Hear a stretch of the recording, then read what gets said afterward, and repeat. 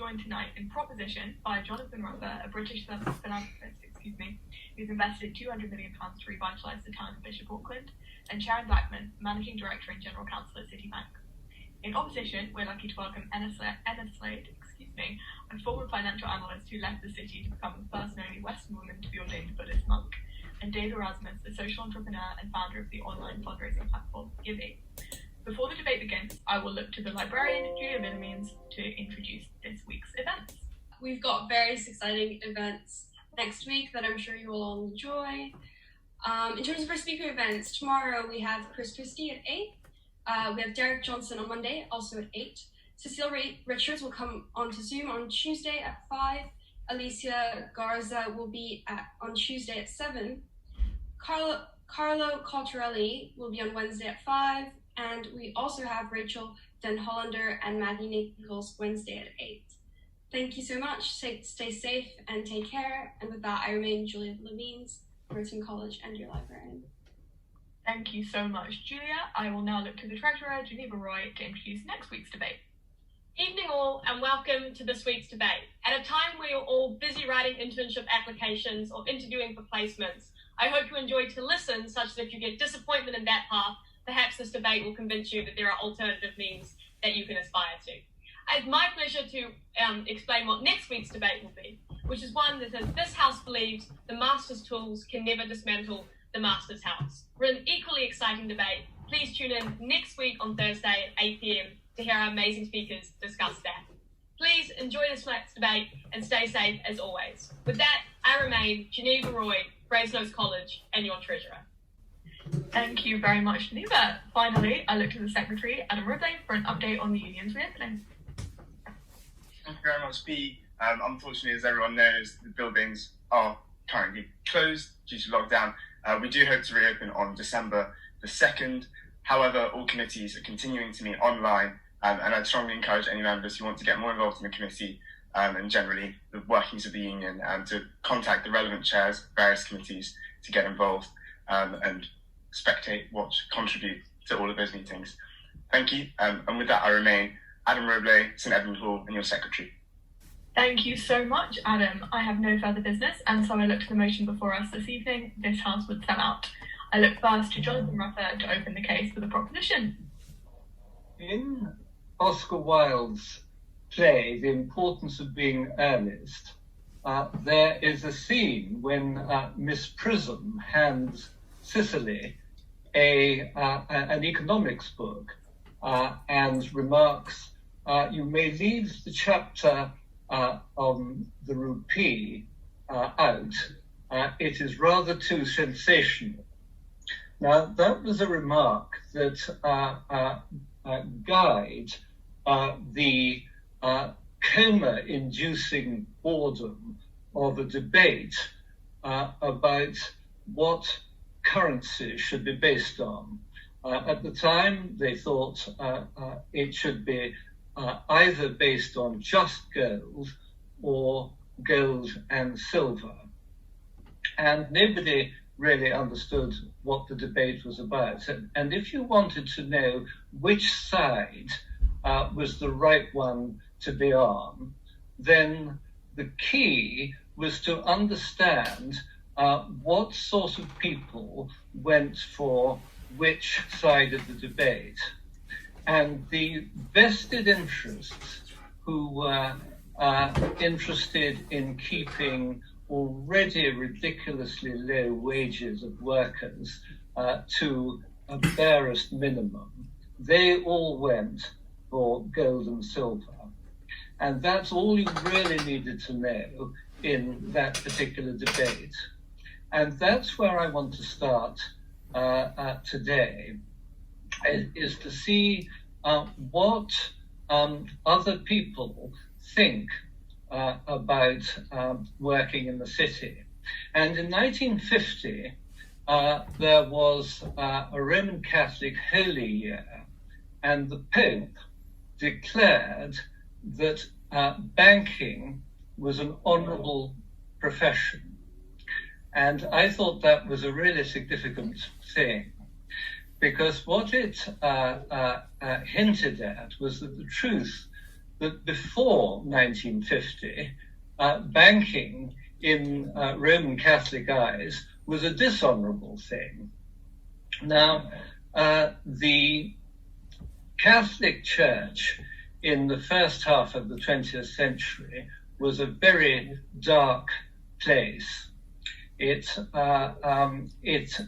had a treaty with Mussolini in 1929. It had a treaty with Hitler in the 1930s. It kept quiet about the atrocities that were going on in the Jewish community. The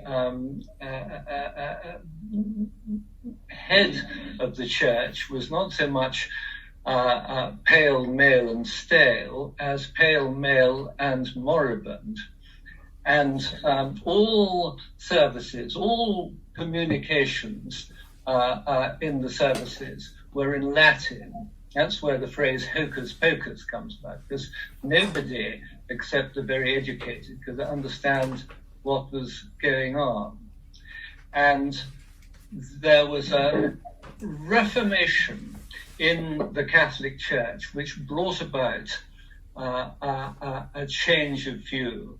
And that was the start of a new way of looking at it. And I take very much the same view today, that when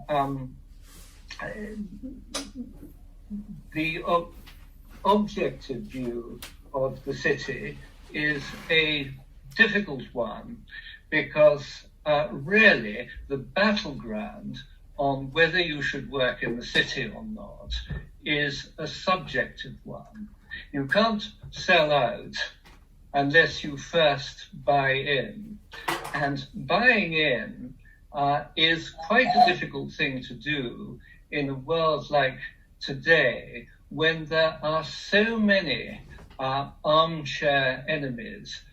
I think of them as the mothers-in-law from hell, who are constantly having views on how other people should lead their lives. They don't like their son-in-law because he wears brown shoes. They don't like their daughter-in-law because she votes Conservative. They don't like their child's partner because he was privately educated. Now, that's not the way that really these things should be decided. I think that the key to understanding what one should do is through the prism of who you are. And I look at it that most jobs have a brightness and an attractiveness when looked at in one way, but they also tend to have a very dark side as well. And I start with a look inside myself. So if I find that I go through life liking a drink or three, then I would do well not to find a job in the hospitality industry. I think that if one is eloquent and one likes jousting with words, and that one can put one's opponent into an embarrassingly retreat in an argument, then be careful of becoming a barrister, because that trend will become pronounced and it will do you harm. I think that a lot of people in life think a great deal of themselves, and that they are really quite arrogant in the way they go through life. Now, if that's how you are, don't go into media or advertising, because that will make a problem a crisis. And that same principle can be applied to the city. If you like money, then the city is a dangerous place to be. I think of the financial industry as a service industry. It's there to optimize the great benefit of commerce, which leads to prosperity. Now, that is a good thing, but it's a service industry without many servants. And I define a servant not in Downton Abbey terms of touching your forelock.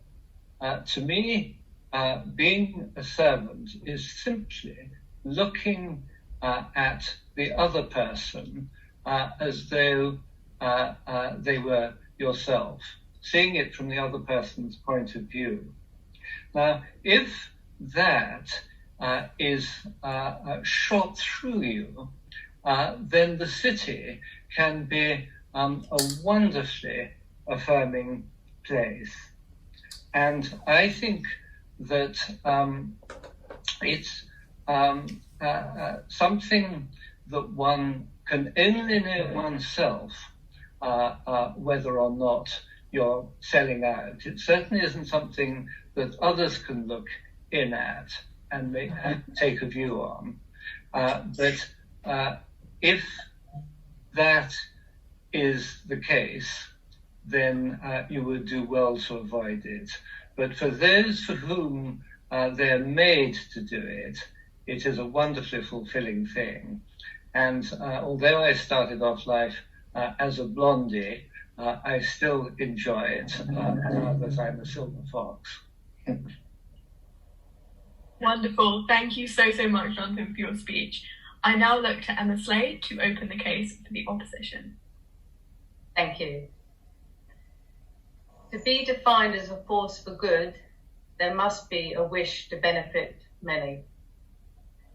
Behind everything we do lies a basic motivation.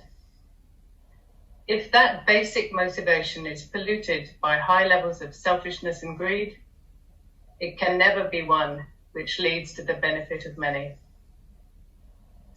I'm lucky enough that many people talk to me, and the most common question they ask me is, what is the root of happiness? From a Buddhist perspective, the true wish to benefit many is the root of happiness. And in the actions we take with that motivation comes the integrity and the peacefulness of our own mind. Deciding what your motivation is and choosing to free it from selfishness and greed, so to be able to benefit both the wider society and achieve your own happiness, is, I believe, the choice all of us need to make. As someone who a long time back analysed investments as part of a global bank, I now find myself wincing at hearing of the HSBC money laundering scandals, of the $3 billion fine for Goldman Sachs for corruption practices. I read findings that 1 in 10 of the FTSE 100 companies has a subsidiary registered as a tax haven. And at the current rate, it's going to take 53 years to eradicate the gender pay gap in FTSE 100 companies. I think that everyone has the capacity for good, and that corporates made up of individuals must have the capacity for good. But I think we need to accept that currently we need to do a lot better.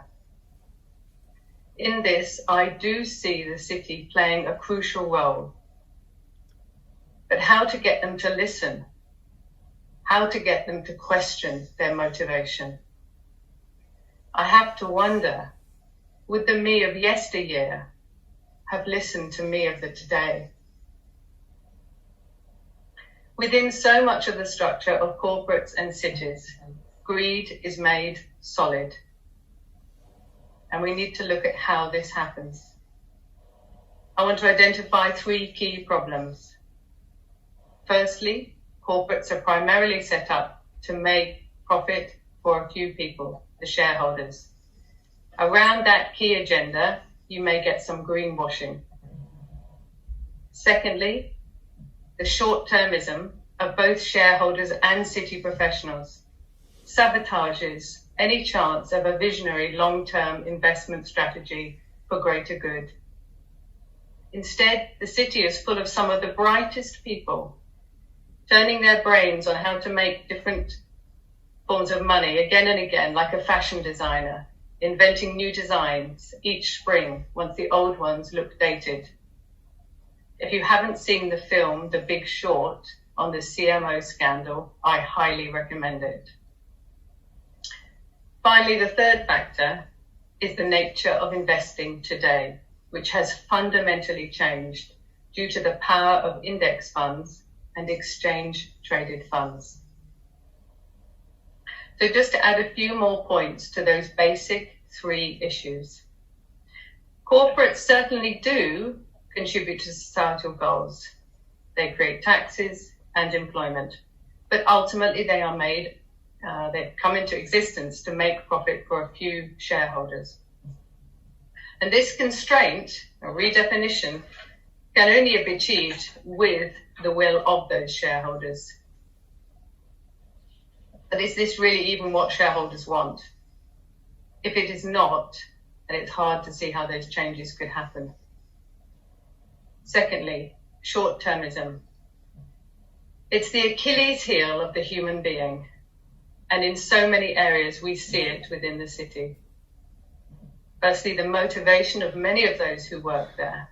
You will often hear people say, they want to work in the city for a while, make a shed load of money, and then get out. Secondly, the nature of the remuneration structure in the city encourages short-term thinking. Investment decisions are themselves assessed every 3 months, and the investment professionals are focused on their annual bonuses, which are based on these short-term investment horizons. These kinds of timeframes work against more considered long-term investing for positive change. As Charlie Munger said, show me the incentives and I'll show you the outcomes. So short-term financial incentives, I would argue, all too easily create an amoral culture. So how could the nature of incentives be redefined to reward ethical behavior and a longer-term vision? This question needs urgent consideration. Finally, in the last 2 decades, the nature of investing itself has radically changed, and this is profoundly impacting the corporate landscape. Rather than monies being invested by rigorous analysis and individual stock selection, the largest form of investing now is through index funds and exchange-traded funds. And if you're not clear how this works, then I prepared something, as they used to say. So here is the corporate landscape, yeah? Index funds are obliged to invest in the companies within a certain index, say the FTSE 100. What that means is that key companies that make up that index get invested and invested and invested and invested, and so it goes on. Now we can look at this new landscape with joy or despair. We can see a troubling landscape of oligopolies, hard to regulate and increasingly powerful. Or we could see it that here we have a few players which, if they would turn around, they could achieve a lot of positive good so quickly. But what will motivate these corporates to do so? I have to wonder if legislation is now required. Finding a wise relationship with money is never easy. Being able to both recognize its benefits and the choices that it brings, whilst not being seduced into greed, is something for us all to reflect on. How much is our notion of value and worth tied to the material and the visible? Like magpies, many of us seem obsessed with getting more and more things to play with, regardless of the chain of events which has brought them into being, or which occurs after they leave our possession. I'm sure I'm not the only one who found it physically sickening to watch the pictures of sea life choking on our plastic. We have a chance to radically rethink whether greed, through the constant acquisition of material things, is the route to happiness. I bring you back, as I close, to the question of motivation. Do you think entering the city is the best way for you to benefit many? If it is, then be brave, for the stakes are high, and I would not wish to see your name in the next banking scandal. Thank you so much, Emma. I will now look to Sharon Blackwood to close the case for the proposition. So, for me, the motion this House would sell out gave me pause. It made me think of the assumptions that belie that statement, that the city is immoral and that it's corrupt, that it's motivated solely by greed, and that money and morals are mutually exclusive. And those were just a few that came up for me. I wanted to explore those through the story of my journey, my 20-year journey in the city. My journey starts by qualifying at the bar. And then, rather by fluke than by design, I joined a financial services company, which leads to the question of greed, I think, in terms of what motivated me to make that move. It is absolutely without question correct that the financial benefit of that role was attractive. But to be truthful, the reason why I joined, and as you will see through my story, I think the reason why I stayed wasn't that. For me, that was more a Maslow's hierarchy type motive, in that it would allow me to pay off my student loans. I could aspire to financial independence and potentially help my parents and my broader family, as my family is not rich by any means. Most importantly for me, it offered an opportunity to build and hone the legal skills that I felt were necessary to drive my career into the future. And so not only did I join that financial institution, but I stayed not for the 1 year that I had planned, but for 3. Why? Because more than anything else, the inclusive nature of the environment, the intellectual stimulation of the work, and the real desire by colleagues to support me in carving a path which would allow me to grow and develop in my chosen career, all of that was astoundingly positive and there in spades. During my time at that financial institution, a friend of a friend approached me with a desire, please help, I've got an employment tribunal, I don't know what to do, I've been unfairly dismissed. And not being one to leave somebody in difficulty, I agreed to take the case on a pro bono matter, as a pro bono matter. To my delight in many ways, my company gave me time off, they gave me volunteering credit, they offered support by way of resources, other colleagues who had skills which would help me draft the pleadings and prepare me for attending the hearing. And our panel law firms, in fact, also offered support of a similar ilk. So the fact that we won that case was not the abiding memory for me, and I would say it wasn't the abiding memory for my claimant.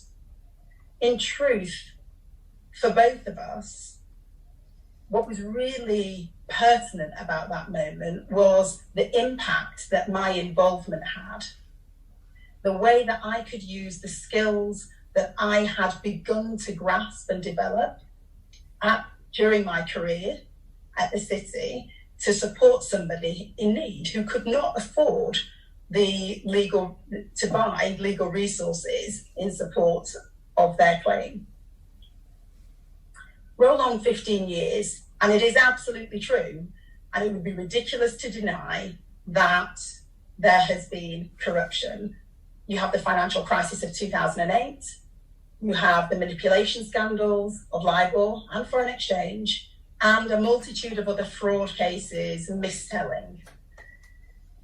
But in amongst that, you also have millions of trades, of transactions that occur which aren't actually tainted by any of those scandals and reflect people using commerce, industry, banking, lawyers to fulfill more required needs and not in support of corruption.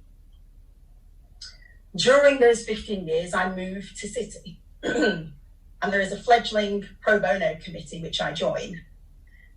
Its purpose is to support the participation of the legal department and the compliance function in giving back, in supporting the communities in which it operates. Those are all key tenets for this financial institution. And over that time, we embark on a number of initiatives, way too many to mention in this time period, but I'll give you a flavour of some. We run access to justice appeals for vulnerable individuals who are without legal aid. And this allows them to appeal disability benefit claims which have been denied. Our success rate with those is extremely high, well into the 90%, which for me demonstrates a failure in other places. But it's the skills that I've honed as a lawyer in the city that allow me the time and the ability to support those people, which I'm very happy to do, as are many others in my institution and other places as well. We work with the Africa Justice Foundation in support of strengthening the rule of law by providing a one-year programme for senior government lawyers across the continent of Africa to study in London and to get exposure to international commerce via a placement with our institution, both working with the business and with our legal function. We provide legal advice to social enterprises, and we fundraise to support filling the funding gap of a charity partner who has failed to secure its funding for its subsequent years and is at risk of closing and therefore being unable to support the many women that particular charity would otherwise support. That's what the legal department is doing, and only in EMEA. In fact, primarily in London. What's the rest of City doing during this 15-year period? Well, the City Foundation promotes Pathways to Progress, an initiative they ran and began in 2014, which sought to assist 100,000 young people between the ages of 16 and 24 to get them career ready.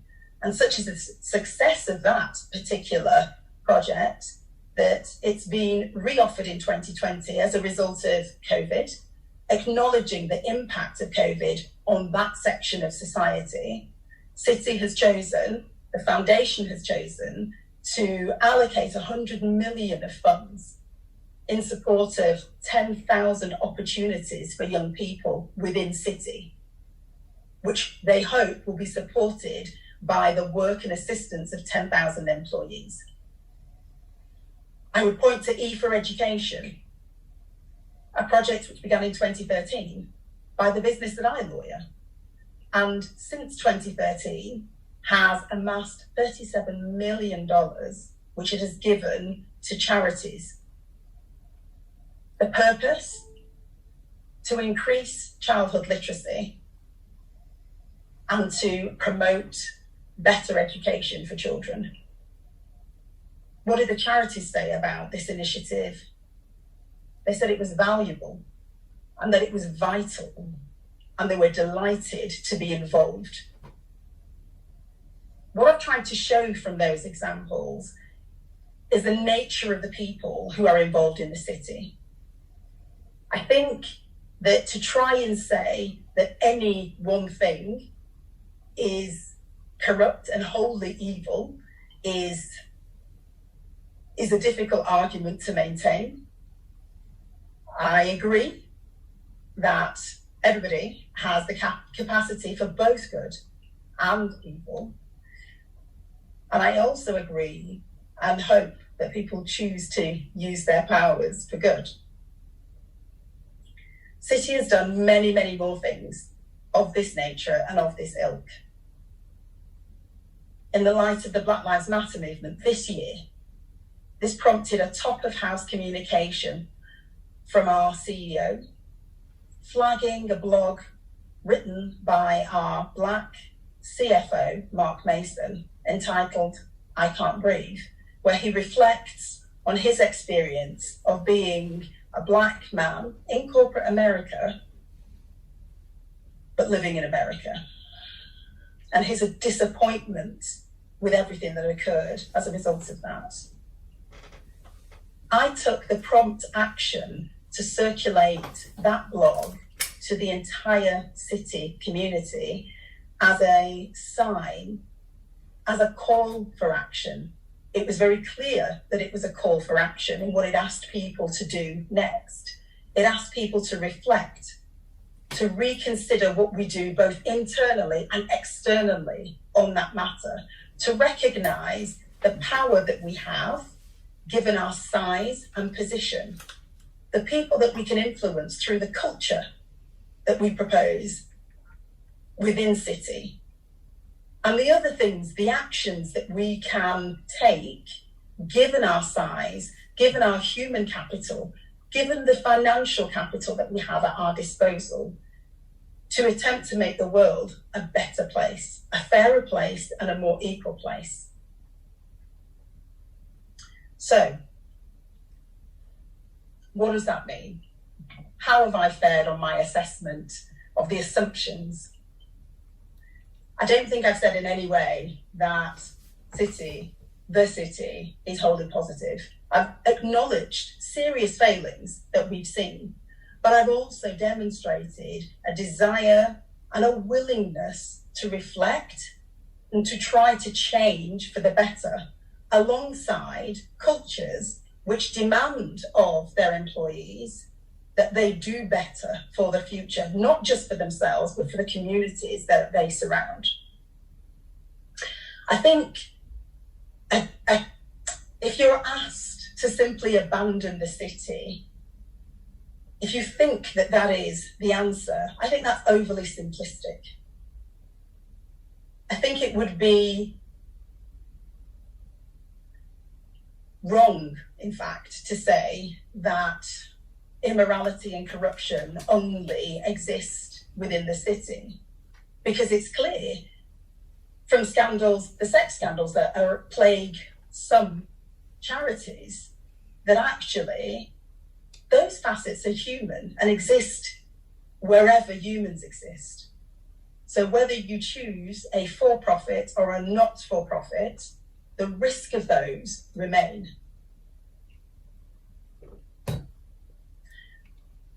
I've spoken about greed and my path. I don't think my path is unique. I've spoken about the positive reasons why one may choose a career in the city. I think by the examples that I've given, I've demonstrated that money and morals can in fact coexist with some ease. My closing view would be that to discourage the passage of socially responsible Oxford graduates into careers at the city risks repeating mistakes of the past. A socially conscious city requires socially conscious graduates. And that is why not only would this house sell out, this house must sell out. Thank you. Thank you so much for your speech. Finally, I look to Dave Erasmus to close the case for the opposition. Thank you very much, Bea. What a joy it is to be with you all at this, the start of probably the most important decade of our lives, with ecological crisis and global pandemic just 6 weeks away from Britain exiting Europe. I commend you, Beatrice, and the team for being willing to consider such an important motion in this vital moment. And your adaptability for making today's debate over Zoom happen proves that the quality discourse of the Oxford Union goes far beyond bricks and mortar. And I follow on from Emma's comments about basic motivations and a desire to do good in the world and say that ultimately it is us that we must look in the mirror and know that we have done our best to find peace, purpose and happiness in our short lives.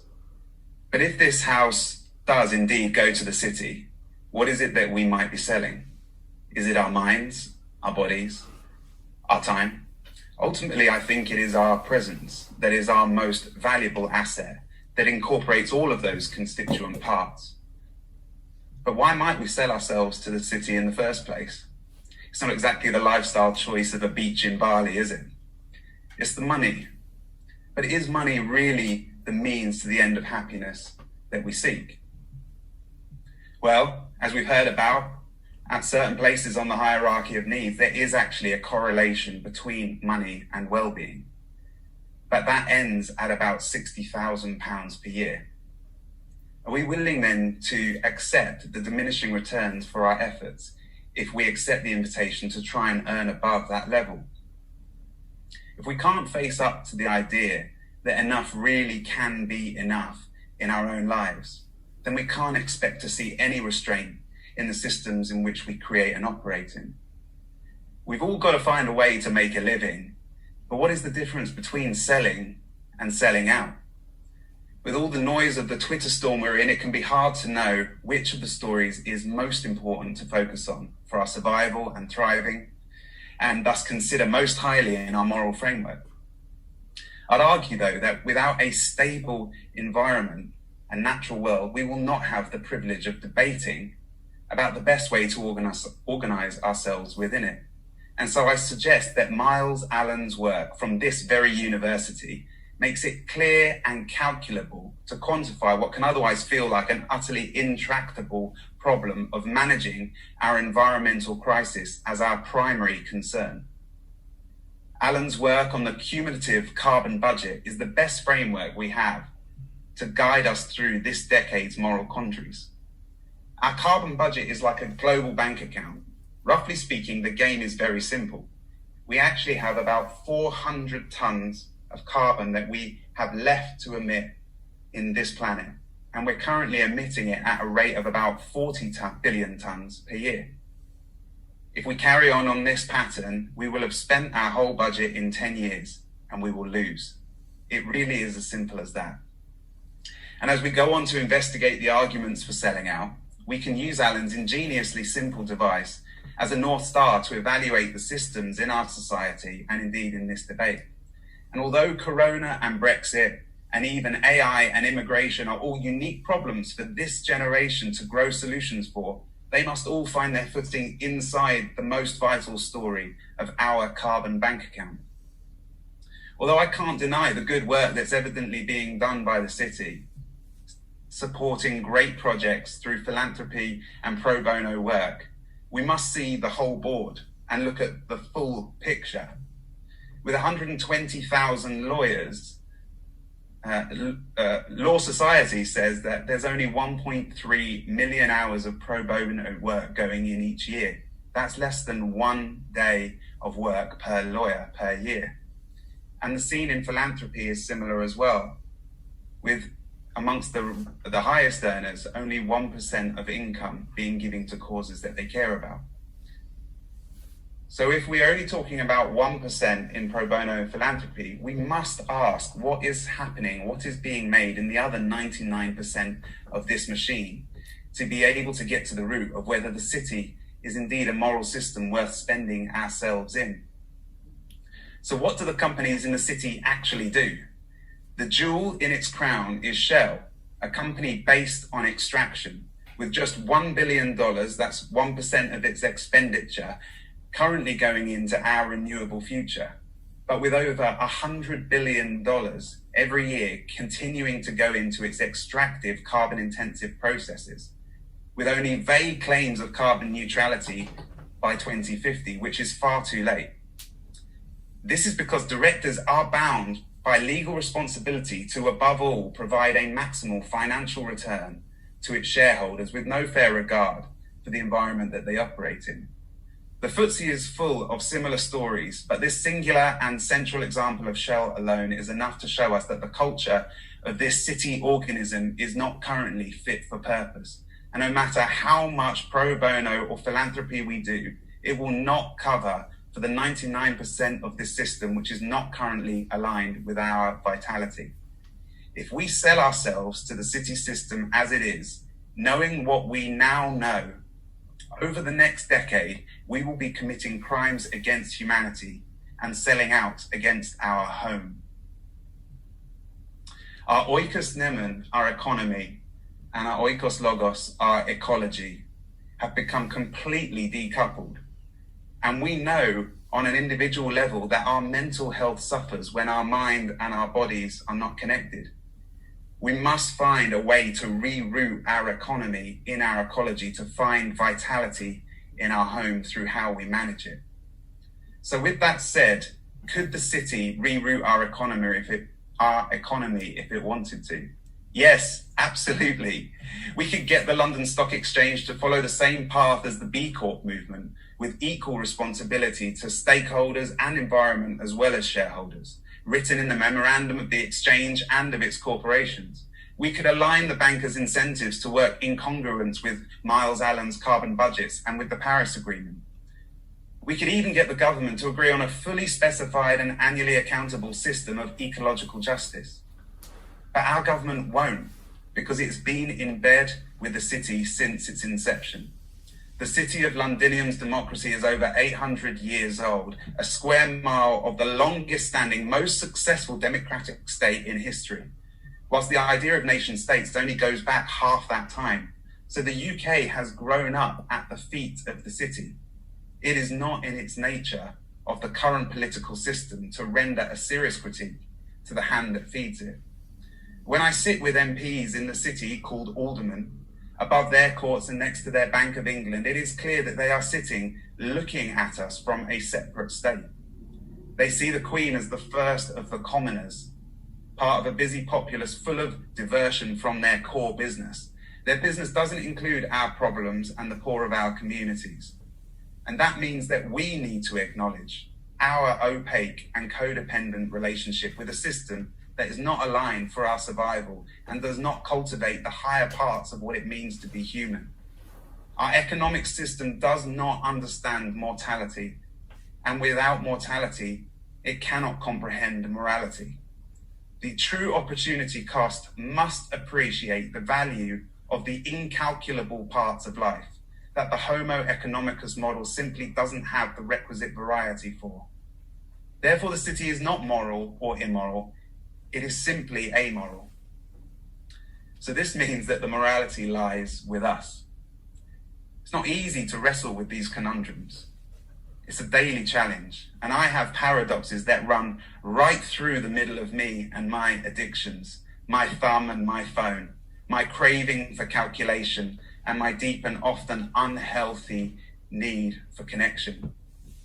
But what is immoral is if we sell our presence to a system that we now know is unrooted and pretend to ourselves that we're doing enough good.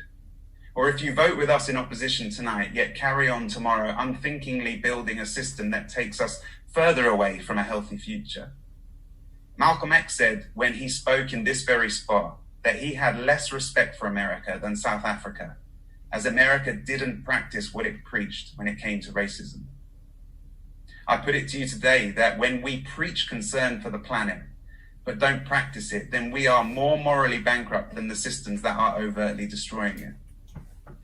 We've seen this year in Corona times that we can change absolutely everything about our way of life if we have the will to do so. And our planet is now begging us for everything we've got to be more, to push our chips all in, to jump headlong into a wild adventure and turn our good intentions into incredible operating system upgrades. We've got to accept our carbon realities and that big money has become unrooted, that 1% just doesn't cut the mustard, and that our city relationship needs therapy. But I think that we know enough is enough. Tonight, in this crucible of creative decision-making, this political dialogue, let's draw a line. We've got 10 years to sort our act out. Let us not be on the wrong side of history. Let us roll the dice on the brave work of unpicking the empire, of restitching our wounds, of reinvigorating our imaginations and restructuring our agricultural systems. We can have a beautiful future if we want it. We can have an adaptive and transparent system that prepares us for transformative adaptation if we choose it. And I'll end as I began and ask you just to pause and consider, who do you want to be in this world? And will you be at ease in 10 years telling your loved ones what you've done? And at peace looking at yourself in the mirror? Will you know that you have given everything you had for this house, for our home? Will we have made the most of this beautifully irrational human experience? Or will we sell out? Thank you. Thank you very much for your speech, and thank you to all of the speakers who've joined us tonight. Audience members, you now have the very exciting opportunity to vote on the motion before us. A Zoom poll should shortly appear on your screen, and you will have the option to vote for or against the motion. I will give you 30 seconds, starting now.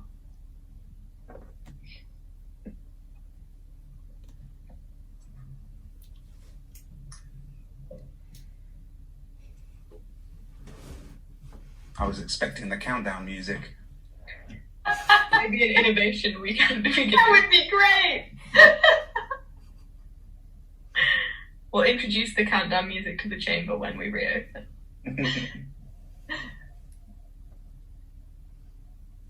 Right, the poll is closing in 10 seconds.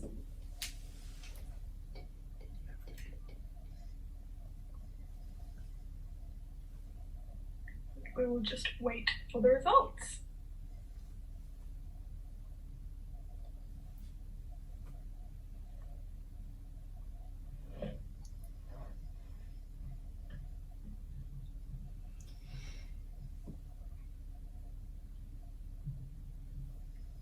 All right, with 66 votes to 34, this House has voted against the motion. This House would sell out.